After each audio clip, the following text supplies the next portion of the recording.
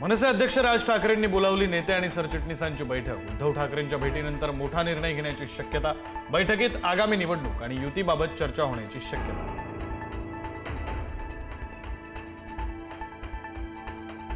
शिंदेंच्या बालेकिल्ल्यात पुन्हा गणेश नाईक यांचा जनता दरबार। पालिका निवडणुकीत शिंदे विरुद्ध नाईक संघर्ष शिगेला पोहोचण्याची शक्यता। महायुतीत कुरबुरी सुरूच।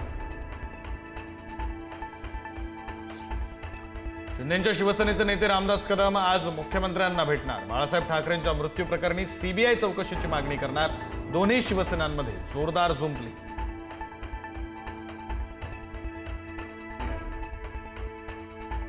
उद्या राज्य मंत्रिमंडळाची बैठक। पूरग्रस्तांसाठी पॅकेजची घोषणा होण्याची शक्यता।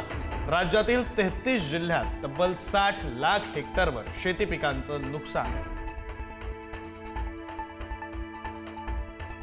पुरामुळे झालेल्या नुकसानाचा सविस्तर प्रस्ताव सादर करा। केंद्राकडून तातडीने मदत देऊ। शिर्डीच्या मेळाव्यात केंद्रीय गृहमंत्री अमित शहांचं आश्वासन।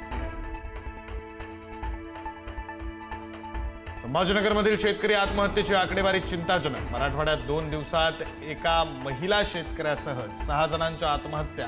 अतिवृष्टीनं सगळं हिरावलं।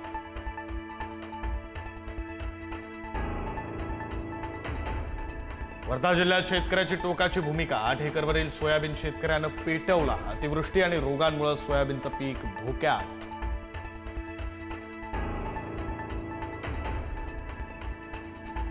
तुम्ही शेतातली रानडुकरं हाणा, मी राजकारणातली मस्ती आलेली रानडुकरं हकलतो। शेतकरी नेते रविकांत तुपकर यांचा हल्लाबोल।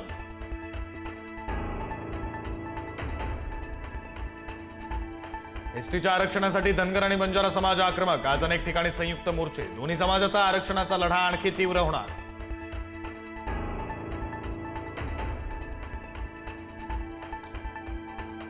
पालघरमध्ये होऊ घातलेल्या मुरबे बंदरासंदर्भात आज जनसुनावणी। वाढवण बंदरानंतर पश्चिम किनारपट्टीवरील ग्रामस्थांचा मुरबे बंदराला देखील तीव्र विरोध।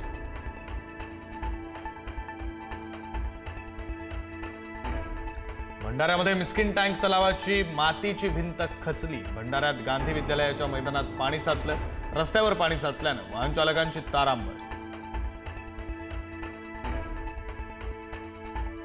नांदेडमध्ये पहाटेपासून पावसाची हजेरी। 4 दिवसांच्या विश्रांतीनंतर पावसाचा जोर पुन्हा वाढला। आधीच नद्या तुडुंब असल्यानं चिंता वाढली।